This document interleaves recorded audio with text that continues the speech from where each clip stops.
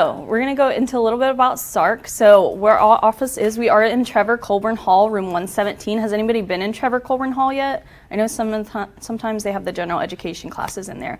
But we're one of the newest buildings on campus, and we have peer tutoring. So we have a schedule for our peer tutoring subjects. We mostly do STEM and business courses. So it sounds like actually a lot of your hard sciences and your business courses, we do offer tutoring for those subjects.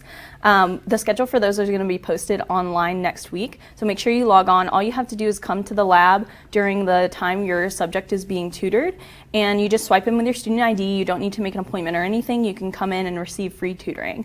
Another service that we offer is supplemental instruction. So actually Maria up front, she is the graduate assistant that is in charge of supplemental instruction. So with those, if you're actually enrolled in our specific courses that we offer, there's going to be someone in the class standing up and saying when they're holding the review sessions. I see you nodding your head, so I'm guessing they've already done that. They do outreach these first 2 weeks, so pay attention to the beginning of class in those first 2 weeks. They should be standing up and saying when they're holding the review sessions, the days and times, so it's like another lecture on top of the lecture. So these are specific to professors' actual courses. They'll be going over like exam reviews before exam day, things like that. So that's another resource that Sark offers. We also do academic coaching and engagement. Has anyone heard of the ACE or the Access program? Is anyone in the Access program? Cool. Well, so the ACE program is something that we do with Access, academic coaching and engagement. So basically what this is you can make an appointment with an ACE coach in our office. We do one-on-one appointments, and you can talk to someone about time management, study skills.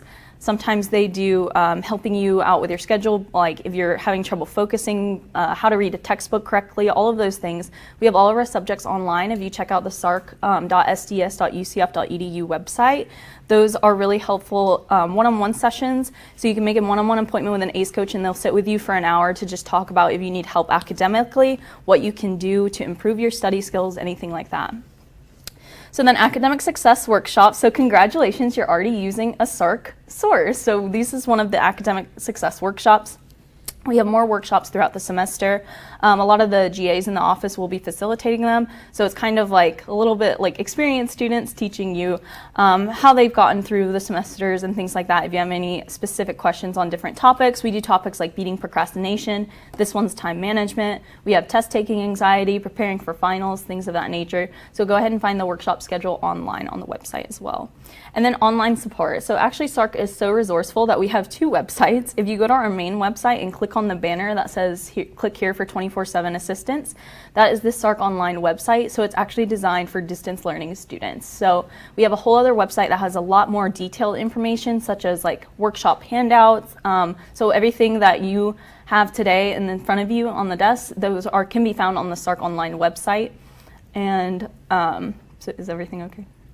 Okay, cool. So those can be found online on the Sark online website, and you can click download anything. They're all there as PDFs for you. So if you want anything like this, if you lose your copy, you can go on there and find it. All right, so here's where I'm going to get into questions. What are the most common goals and obstacles students face when managing a college schedule? Can any of y'all tell me any obstacles you've already run into? And this is the second day. Yeah, sure.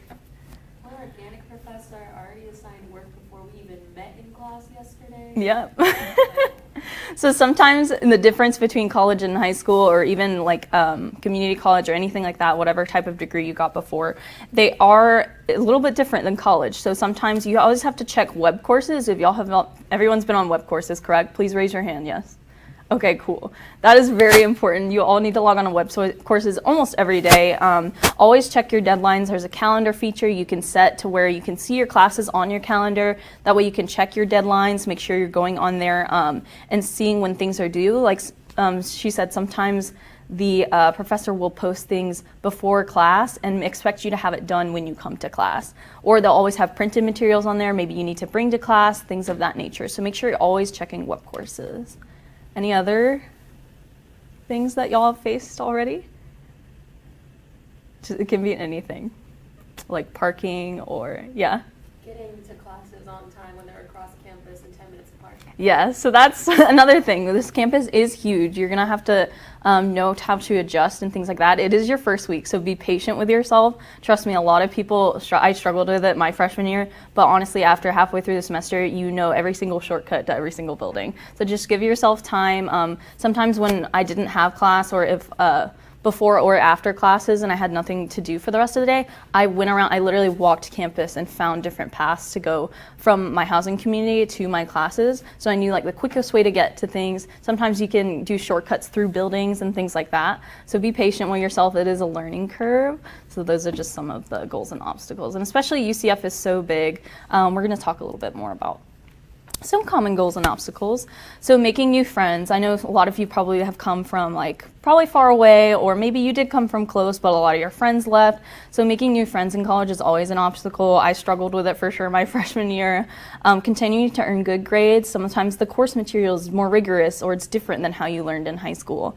Establishing a directory for your lives. I know some of you might be in your majors, and some of you by the end of your college career will have had 3 majors. I had 3 majors myself. So it's just kind of a learning curve. Again, be patient with yourself. Just know that it can change and it's not the end of the world. Getting involved is very important here at UCF just because we do have so much to offer. I know it seems really hectic right now. There's a lot of people everywhere on campus. But the more you get acclimated, look, you've already found a great resource. You're sitting in here getting this advice already. You found it for yourself, so good job. So basically joining organizations, getting involved, doing things of that nature, and being unique. Sometimes people want to stand out or be someone else that they weren't when they were in their hometown or anything like that. So then some of the obstacles, choice of major, finding happiness and success. So I know a lot of you thought when you came in oh yeah, I want to be a nurse, or I want to be an engineer. Sometimes those are more difficult than just saying that. So finding, this doesn't really make me as happy as I thought it would be. Always feel free to go to career services, talk to someone in that office, come to Sark for help with your academic courses if you're struggling academically. There's always a resource for you on campus, so make sure you're using those resources wisely. And family commitments. So maybe you are close to home or you're still living at home. It's making time for school and family and friends. It can get a little hectic, and work on top of everything else. Personal concerns, making sound decisions, and lack of time management skills. So you're already here to work on your time management skills. So I'm proud of y'all for taking the first step and doing that for yourself. That way it's not as hectic halfway through the semester. Does anybody have anything else they want to add? Any other goals and obstacles they've thought of? No? Okay, cool. So the bad news is time flies. The good news is you're the pilot. So basically time management is focusing on yourself and realizing what the commitments that you have throughout the day, throughout the semester, throughout the month, throughout anything. You can set a time limit for yourself, look at a timeline, do things like that. And one of the main excuses we hear at Sark when people come in for ACE coaching is there's not enough time in my week. I have work, I have hanging out with friends, I have class, I have all of these assignments. I'm overwhelmed, I'm doing too much.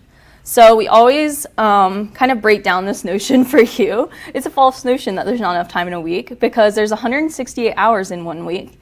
You spend 15 hours in class, assuming this is a full class schedule. You have 56 sleeping hours, that's assuming you get 8 hours a night. Does anybody get 8 hours of sleep a night?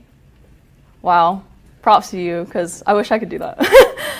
21 hours of eating, 3 hours a day if you're eating 3 times a day. Does anyone spend 3 hours eating a day?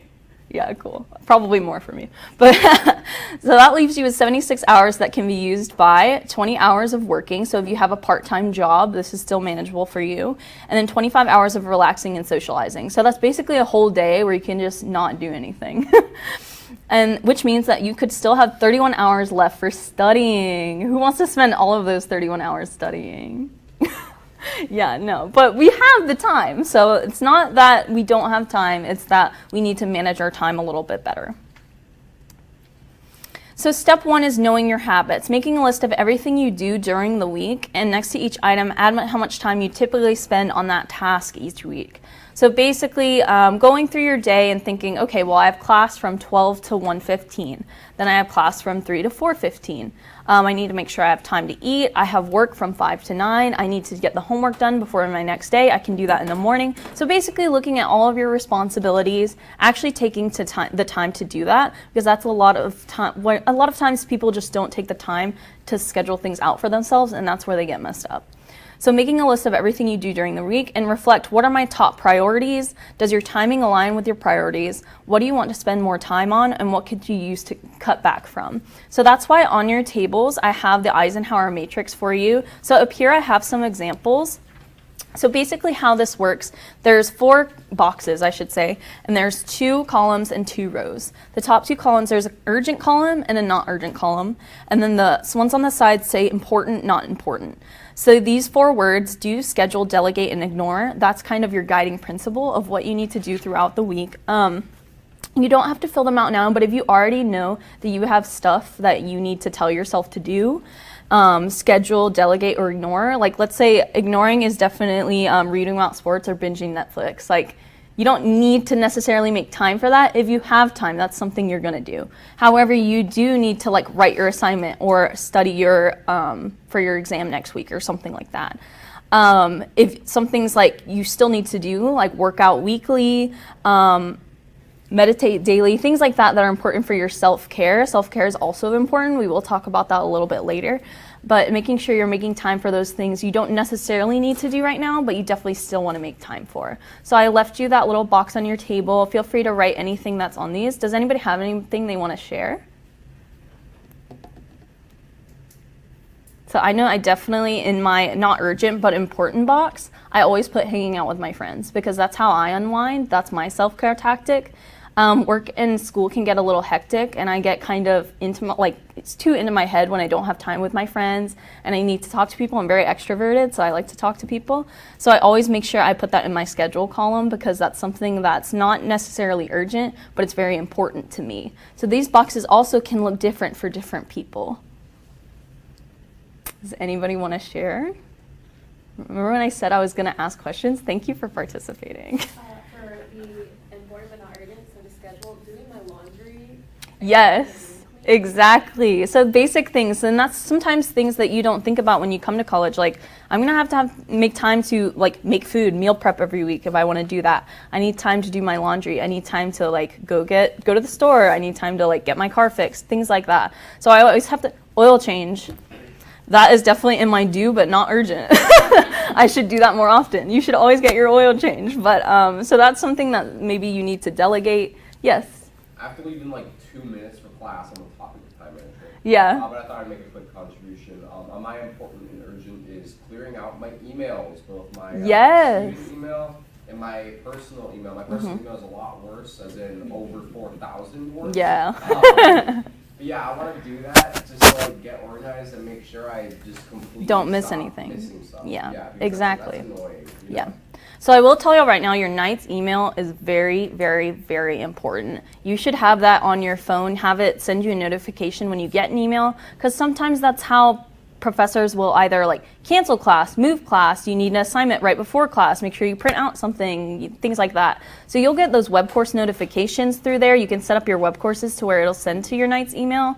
So there's things like that. Always make sure you have your notifications on. Make sure you're checking your night's email because there's important stuff. Sometimes there's stuff from, like financial aid, student accounts, things that are urgent on your to-do list on your My UCF. That's how we communicate. The whole university communicates to you is through that night's email. So make sure you have that on your phone and that you're checking it often. Because I know before I came, I had a Gmail and I used it for like shopping, so I never really checked my email before. Patricia's back there laughing. This is my supervisor, Patricia, in the back. So she works at Sark. She's one of the friendly faces that you'll see. Anything Sark, she is usually at. So, but yeah, so it's very important that you check your email and get into that habit of checking your email. Yeah. And to add on to that, I'd also like to mention, get the Canvas student app. I think I already have the Night's email on my phone, but I think having the Canvas student app is just as important because it allows you to check your syllabuses, or syllabi, I guess, on the go. And with that, there's actually like a built-in calendar, and like you can just go into the calendar, check a few boxes, and then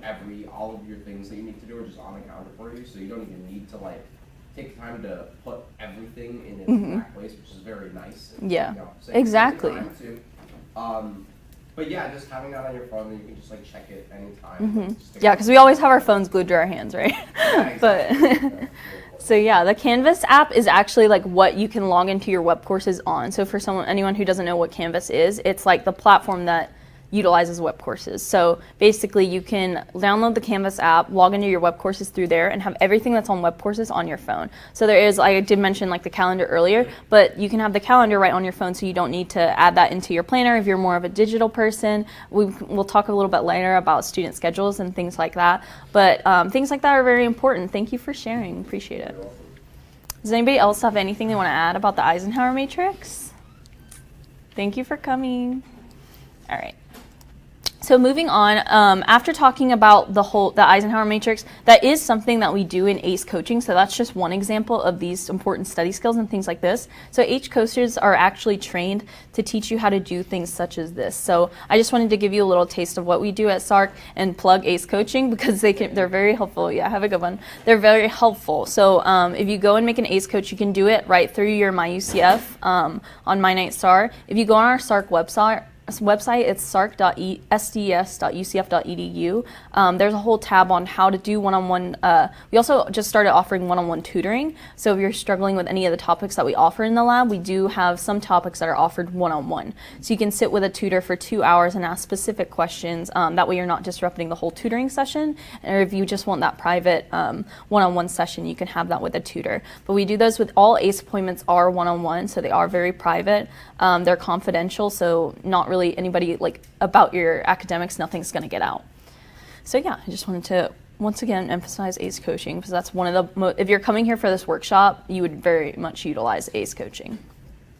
All right, so I just want to talk a little bit about procrastination. Who procrastinates in here? Yeah. Just saying, we all do it. Anyone who says that they don't procrastinate is a liar. So there's two people in this world, procrastinators and liars. Anyway, just kidding.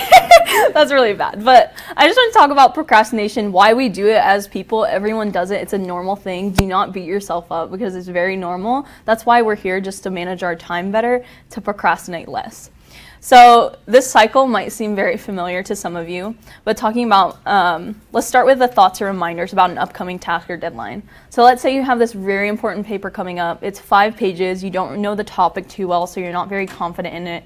You're just like pushing it back. It's not due for like a week, you know. I have a whole weekend to do it. It's not due until Tuesday. It's Wednesday now of the week before, so I have time. So I'm just gonna watch some Netflix. It's fine. So then we get to like Saturday night, you know, you're having fun with your friends, you're out to dinner or something, and you think, oh wow, I did not work on that paper at all. Well, I have 4 more days to do it. I'm not gonna think about it, it's stressful, I don't really know the topic, I'm gonna have to study a lot, I don't wanna do this. So you're going attempted emotional repair. So that's when you're feeling really down about yourself, and you're like, you know what, well, I'm gonna go to the beach tomorrow anyway with my friends, so I can have 1 more day of relaxation, and then I can worry about my paper. So then you're sitting down for bed on Sunday night, you had a good day at the beach, you have a good glow going on, and you remember, oh my gosh, I have 2 days to write my 5-page paper. Oh my gosh, it's so stressful. So this is how the cycle usually goes with us, with those intimidating assignments. And it's not that we're lazy sometimes, it's sometimes that we do need to manage our time better. Maybe I shouldn't have hung out with my friends 3 of the 4 days of the week that I had free because I needed to work a little bit on my paper. So we'll talk a little bit more about making your schedule. We have samples of a student schedule that we'll be getting into later. But this is just kind of like the cycle. I wanted to break it down for you of like, this happens a lot to everyone. So don't feel bad about yourself. This definitely happens in the real world. Even adults do things like this. So, I mean, we are adults, but. So procrastination, some causes and cures. Can anybody, with that, like before reading this, can anyone tell me why they procrastinate? Other than the reasons I've listed. Yeah. Intimidation and not wanting to start. Yeah, so sometimes starting is the hardest part, right? We think like, oh my gosh, I have this 5-page paper and I don't even want to start it. But half of the first page is like your heading, right? You have your time, the day, maybe the professor requires like a table of contents or something like that. So half of your first page is like just starting it, and you get intimidated because you're like, I don't even want to write anything down. But how many of you feel better even after writing like 1 page? Yeah, exactly. So it's getting started is the hardest part. Does anybody else have anything they want to add? Yeah. What if we feel like we have our best work under pressure?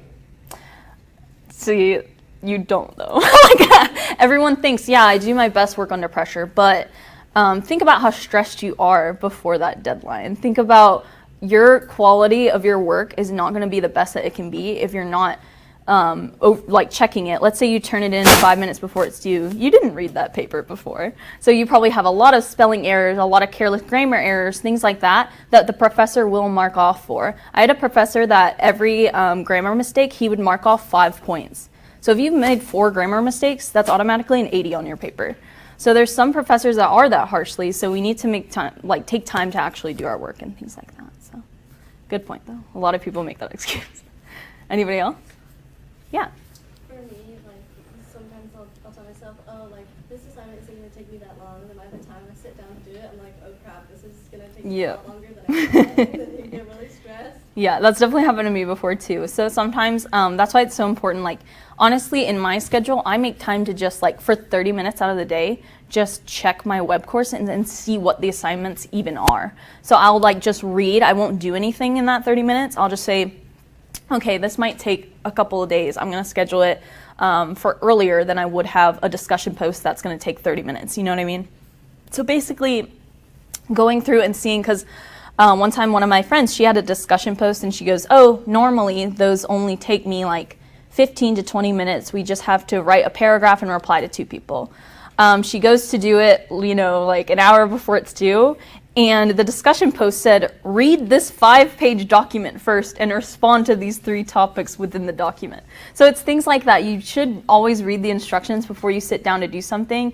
If you find that you have time to do it later and you have time in your schedule, you can schedule it for later. You can do your more rigorous assignments first or span them out through time. So definitely going and checking what you're going to be doing first always helps when planning your schedule. That was a good, thank you for sharing, because I didn't even think about that. Anybody else? Yeah. I think I procrastinate a lot when it comes to doing bigger things. Like if it's a discussion topic that I know it's only going to take me 5 minutes, I'll just sit down and do it. Mm-hmm. But when I know that I have to sit down for like 3 hours or so, it just... Yeah, it's intimidating. It's a struggle. Yes, for sure. So sometimes it is the opposite. So maybe you'll have these things like, okay, I can do like 5 little things. I'm going to feel so productive, so I'm going to do those first. But sometimes you push that bigger thing off to the side and you think, okay, well, this is intimidating, I'm going to get to it later. But then you have this big glaring thing at you for the rest of the day. So sometimes it is better to maybe spread it out throughout the days, get half of it done one day and half of it done the other day or something like that. So good sharing. Anybody else? Yep. Okay, so the causes, poor time management, lack of prioritization, lack of motivation and interest. Sometimes you're not even interested in some of the classes. Like, let's say you're a psychology major, you have to take stats. So it's like, something like that. Sometimes it's the interest in the course even. Difficulty concentrating, fear, anxiety, and stress, personal problems, other commitments, social distractions, and for perfectionism. Sometimes we want to do our best work, and it's scary when we don't for the first time in our lives. So some cures for this, some causes and cures. So time management skills, we're already working on that today. An organizational system, this goes into like scheduling and when you're going to be doing everything. Environment for concentration, this is a big one. How many of you have heard of all-night study? Okay, good. Some of you haven't, so I'm just going to tell you about this now. So all-night study, there's 2 locations on campus. This is a study space that's open 24 hours for most of the week. So there's 2 locations. There's one by CFE Arena, and then there's one by Farrell Commons over by the Libra and Apollo living community. So basically these spaces are open 24/7 for students. You go in, check in with your student ID. It's a great place to focus if you just want to plug in headphones. That's not the library, because I know some people do not like the library at all. There's a lot of construction going on right now, so it can get kind of loud on the bottom floors. But if you go to all night studies, it's a quieter space. They have group study rooms that you can rent out in the arena location. So there's basically a place to meet or to be alone. You can plug in your headphones and listen to music and get some work done. So I always found that I focus best in the all night study locations. Some people focus in the library. Can anybody tell me the fun fact about our library? That's not the expansion. That's taking 5 years. Yes. The first floor is currently closed. Well, that too. The first floor is currently closed.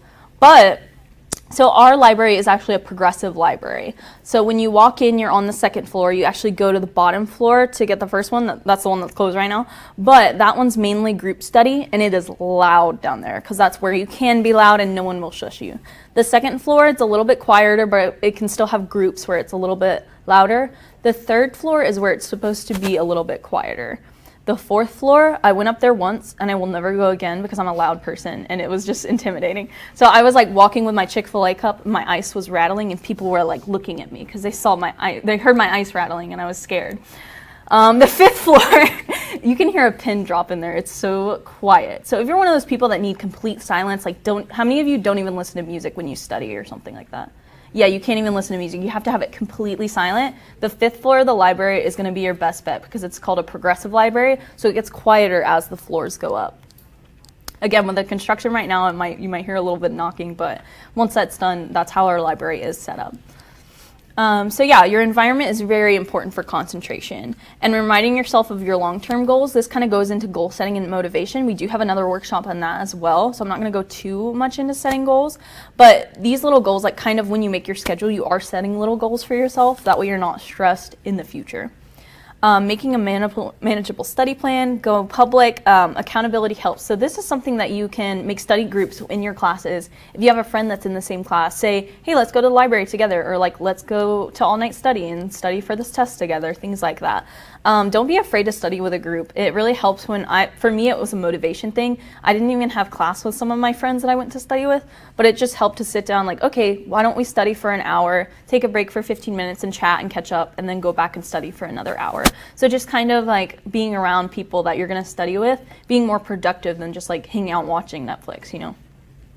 So studying with a group, starting is the hardest part. We've already covered that, but yeah. So anybody has anything else they want to share before I go on? Okay, I always ask because I know some people like to share. What should I do if I'm ready to start but I can't remain focused? So this is where I kind of already talked about this a little bit, but intend and prepare to concentrate. Make sure you know in your mindset, like, I'm not going to slack off. Like, don't tell yourself, like, I'm not going to do this, but like, I'll go anyway. Tell yourself, like, no, I'm going to get this done so I can enjoy my weekend, actually. So then finding a quiet place, studying in the same place. So sometimes who can study in their bed? I cannot do that. You're the only person. If I study in my bed, I start to fall asleep. I want to check my phone. I want to watch TV. Yeah, so it's kind of like your brain really like puts you in that space as this is my sleep space. You can have a study space, you can have an eating space. So always establishing those spaces for yourself. Establishing a study space early on will make your body be like, okay, well, I need to focus when I'm in this place, but I can relax when I'm at home. So sometimes try to push yourself out of your normal environment and go somewhere new and find somewhere good to study. I always like to try different studying environments too. Like I would try to go maybe to Starbucks, but I tried Starbucks and it was too loud for me. Then I went to Dunkin' and I wanted to eat all the time. So I just like had to find my study space. And that's okay. This is college. This is time to experiment. Study with a pen or pencil in hand, various study activities, take regular study breaks. Taking breaks is the most important thing you could ever do for yourself because if you study something for 3 hours straight, you're not going to retain all of that information, I promise you. If you study for like an hour, maybe go and eat and then come back and study more, you're going to retain more of that information because your brain does need a break from all of this continuous information that you're getting.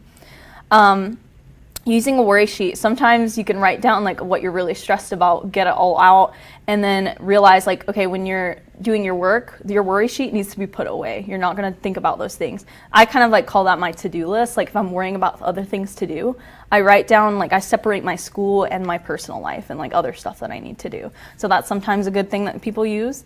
Eating well-balanced regular meals. I'm really bad at this, but I'm working on it. I'm starting to do like little meal prep things. So actually your focus in your classes and everything like depends on like, you know, your state of body. So like if I'm hungry halfway through this class and I still have 45 minutes, all I'm going to be thinking about is what I'm going to get for lunch afterwards, right? Does anybody else do that? Because sometimes I don't place my meals right and things like that. But making sure you're fitting that into your schedule, make sure you're eating like breaks and eating is very important. A lot of people forget to do that. So getting plenty of nighttime sleep, again, trying to like stay asleep, go to sleep at a reasonable time, and so your brain is fresh for the next day. Setting up a study system and set daily, weekly, monthly, and semester goals. So these are just some of the things that you can do in that step one, getting to know your habits and making those goals for yourself. So the step 2 game plan, identifying your goals. What do you need to do to reach them? What are your resources? Identify your obstacles. How can you overcome them when and if they arise? So can anybody tell me, just give me like a UCF resource for literally anything. CAPS, good. Counseling and Psychological Services. So if you are like stressed and overwhelmed, make an appointment with CAPS. A lot of people do it, so it's one of those things where you can sit down and talk to someone for an hour or two, go over like what you're stressed about, what you're worrying about. You can make a follow-up appointment, things like that. Go ahead and talk if you're finding the transition to college is a little bit rough and you're not adjusting well, or you just maybe just need someone to talk to and you don't have that support system here yet. They can point you in the right direction. They can help you build a support system for yourself. So visit CAPS if you ever need to. Great. Anybody else? Yeah. LibTech. So yeah, the library is at the library rental system. So I didn't know it was called LibTech, but basically the library, on the third floor of the library, you can rent out like calculators, you can rent out chargers, you can rent out headphones. I know at Tech Commons you can rent out like Mac laptops for multiple days at a time. So always, for any like device needs, anything you need to get a paper done, research, any sort of software, go ahead and use your resources around campus. All of those services are free for students. So as long as you have your UCF ID, you can utilize almost everything on campus for free. Does anybody else know anything? Yeah. I got really sick during summer B, and I called the health center to make an appointment with the doctor, and I got an appointment that day. And Yeah. it was so nice and so helpful and everything, and I was able to get like a prescription like right in the pharmacy down there too. Exactly. So it's that one phone call helped you from being miserable for like a week. You know what I mean? So just kind of utilizing the resources that you do have. A lot of the time, you just have to take the initiative to take one step. There are so many people on this campus that want to help you. You just have to ask for the help. So that's the one step we just ask of you students, is to take the initiative and know when you need help to come and find help. So for Sark, like, we have our schedules online. You don't have to make any appointments. These workshops are walk-in basis. You just walked in, you didn't make an appointment or anything for this. So this is one of those things, like, you know, you can get valuable information from anywhere on campus. You just have to take the initiative and go to it. Does anybody else have anything? I can already tell you right now, you get 100 free pages of printing a week. You go, like, it's on this floor. The printing lab is over above the stair, like right when you get off the stairs to the left of the elevators. You go back there. You can print there. The all-night studies also have printing for you. You can get one free Scantron a day, so never try to pay for your Scantrons. You can get Scantrons at the all-night studies or an SGA on the third floor. Are they on the second? Or the yeah, the second floor. Yeah, so SGA gives out one free Scantron a day as well. And then if they're closed, the Student Union Information Desk, they have Scantrons down there as well. So always know your resources with that. Never try to pay for printing or Scantrons. You get all of that for free. So, cool. So just knowing your resources, it will help you in your goals. Like, let's say you need to print out stuff and you're like, ugh, but I'm so lazy, I don't want to do this. It's as easy as when you get lunch downstairs, just run upstairs for 5 minutes and print something, you know? So kind of knowing your resources and using them, actually. So now we're going to go kind of into the like doing stuff, the time management style to-do list. So this is where if you look on your second sheet, it should be the one that has the name of the workshop on it. So I have this little chart on there. Basically, it's the times that you should study for your class based on like how difficult your classes are. So how difficult is your class? Low difficulty, you should be spending 2 hours per week studying outside of that class period. Average difficulty, 4 hours per week. High difficulty, 6 hours per week. So if y'all want to take the time and fill that out, you can. I know there's other questions on that worksheet we're going to get to. But basically, defining the term study, like how do you actually study? Can anybody tell me like techniques that they use? Yeah. Being a finance major, a lot of it is going over old example problems, homework to prepare for the problems that will be on the exam. Awesome, yeah. So sometimes all of the work that you've done throughout the semester, it's just being retested on that in a different manner. So going back and using your resources, stuff that you've already done. So if you have a big test coming up, maybe go ahead and take 4 hours to study for that rather than the regular 2 hours, because sometimes some of these professors have, you know, only 3 or 4 exams in a semester, and that's your whole grade. So there's definitely some classes that are different than others, and you just have to take the time to figure out when you're going to study for what. Is something you know you struggle in, is finance, or is like stats, or is chemistry? Go to review sessions, ask tutors for help, make study groups in your classes, and that way you can bounce ideas off of each other, test each other. Sometimes self-testing is the best way. That's how I study, is self-testing. So I make like Quizlet flashcards, or I get my friends to quiz me on stuff. I make little practice tests sometimes because I'm a nerd. But does anybody else have anything that they do when they study that's like kind of different? No? Okay, well, reading the textbook, taking notes, reviewing your notes, creating mind maps or mnemonics. So basically, like, you know, the stuff we did in elementary school, like with like songs and things to remember. I still sing my ABCs like I have to, or I don't know the alphabet. So things like that, creating those things for yourself, making flashcards, doing practice problems, completing homework, attending tutoring or SI, use Sark, participating in a study group. Also, people who come to Sark, it's proven that they get a letter grade higher than their classmates who don't come to Sark, so just so you know. Can you think of other activities? I already asked, but I just want to make sure. But anyway, so on that little sheet that you have, we're going to go over some of the questions. Okay, so the little box at the front, it's just kind of something that I wanted you to have to take away from this workshop. They have little bullet points, basically of how you can plan ahead, be specific about your plans, keeping track of your assignments, and breaking down your assignments. So what are some of your study habits? Take the time to go ahead and fill out like those little 3 boxes that we have for you. And for any of my live streamers, you can find this on the Sark Online website.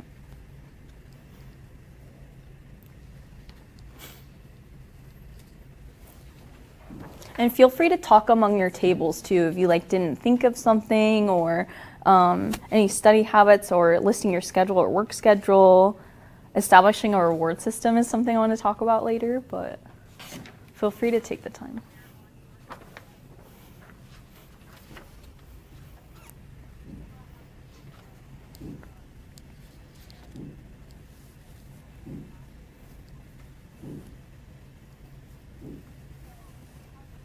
This is one of the many construction that I told you about.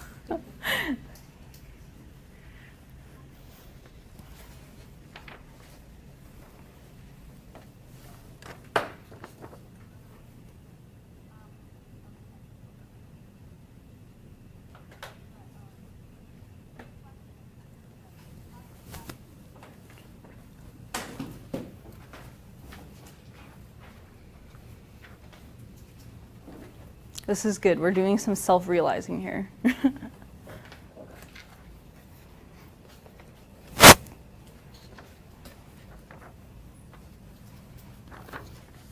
In that first box, the first lines, the what are your study habits, this can be things that are good or are bad. So like if you plan ahead, that's a good thing. Go ahead and write that down and remind yourself like, okay, this is what I can do when I get stressed, and like look at the sheet.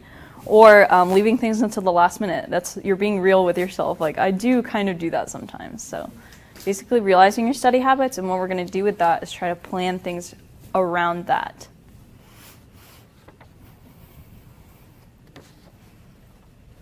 And the second question, basically, we will be doing a student schedule later. So just listing things out for yourself, like knowing you have work, class. Those are the 2 most important things you need to put on your schedule. And also like study times, if you already know like when you want to study for something. I always, if I had a noon class, I would always say I'm going to start studying at 10 for anything for that noon class. So it was like a whole 2 hours that I could get.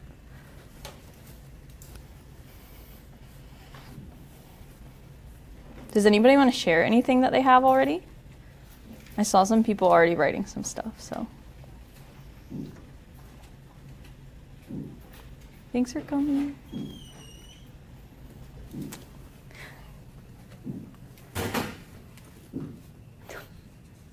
Get eval. If y'all do have to leave early, just let me know, so because we try to get evals for these workshops, but we encourage you to stay the whole time. Okay, does anybody have anything they want to share? Sure.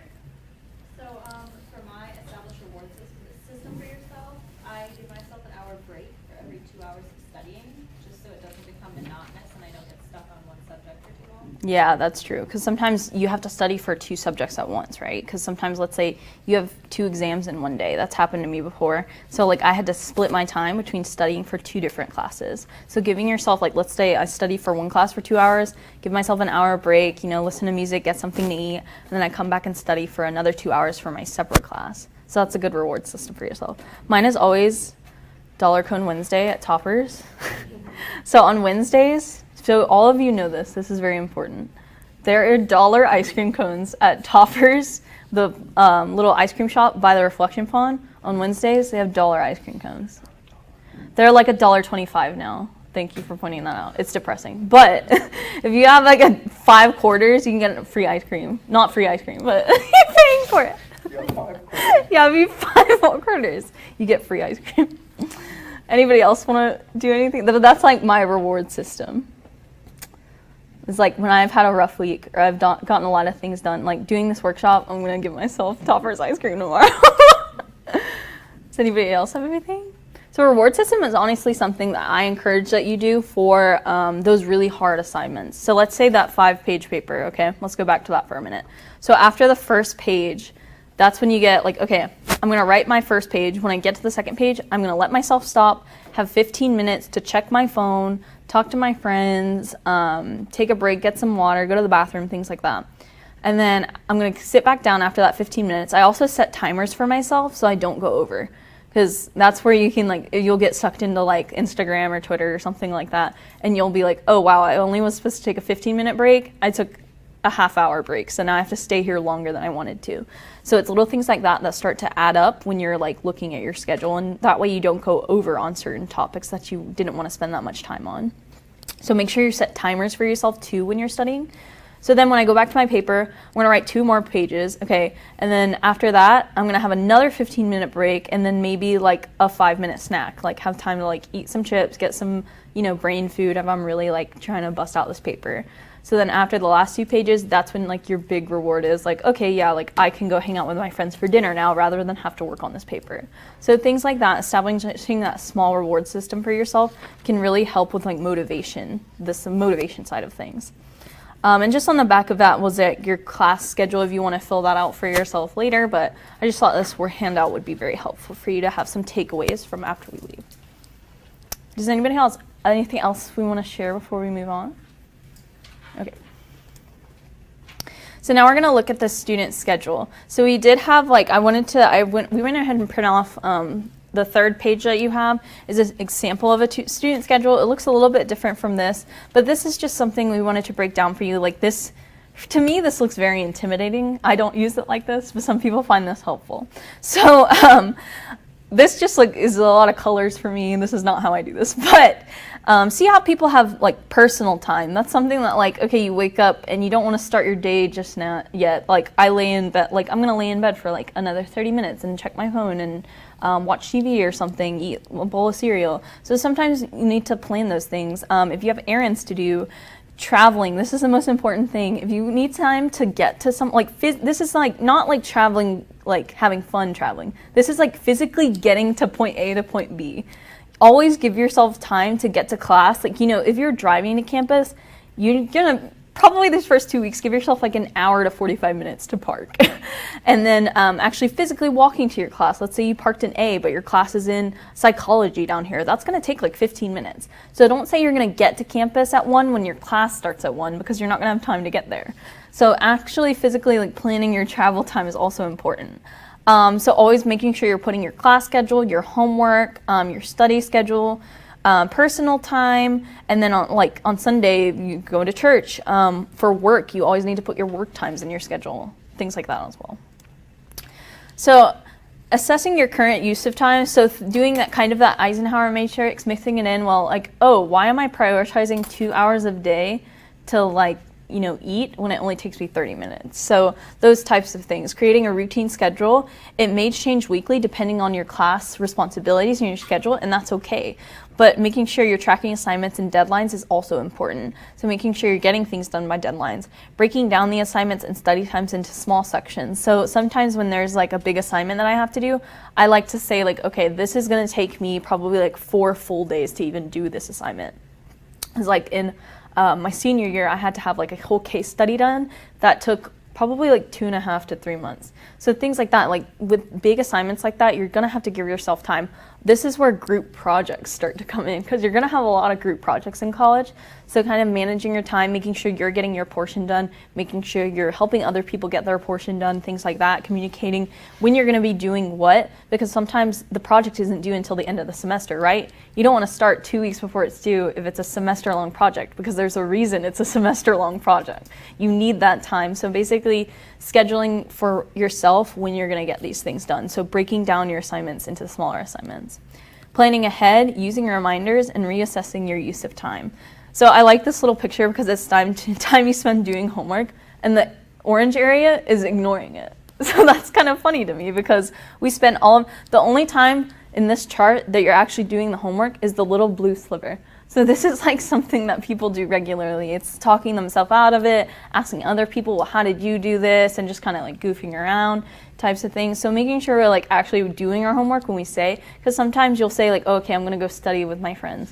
But you spend 2 hours complaining about it and then 15 minutes actually doing it and then being like, okay, it's too late to be here, I'm gonna go home. So you know what I mean? So it kind of is prioritizing your schedule and making sure you're doing the things when you're saying you're gonna do them.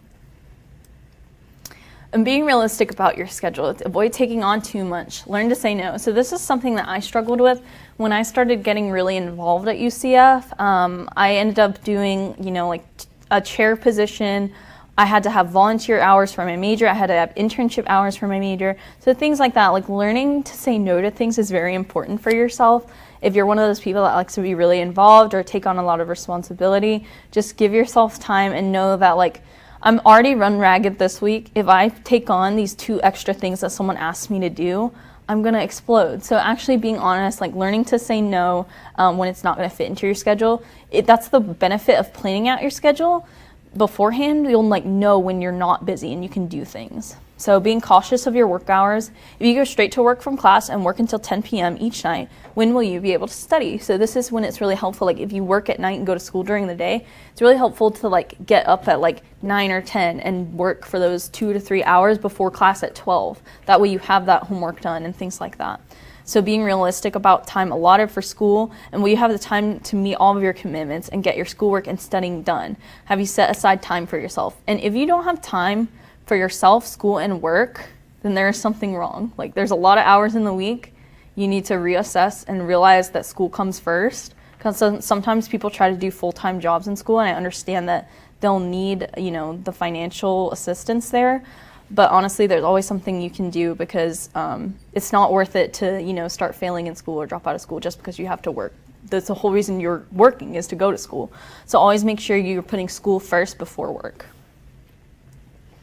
So now let's make your schedule. On the back of that sheet, we are running a little bit close to time, but I just wanted you to have like a schedule for yourself. Feel free to fill that out now if you already know your classes, or if you want to put your work schedule on there, stuff like that. So while you do that, I'm going to wrap up a little bit, but feel free to keep working while I'm talking.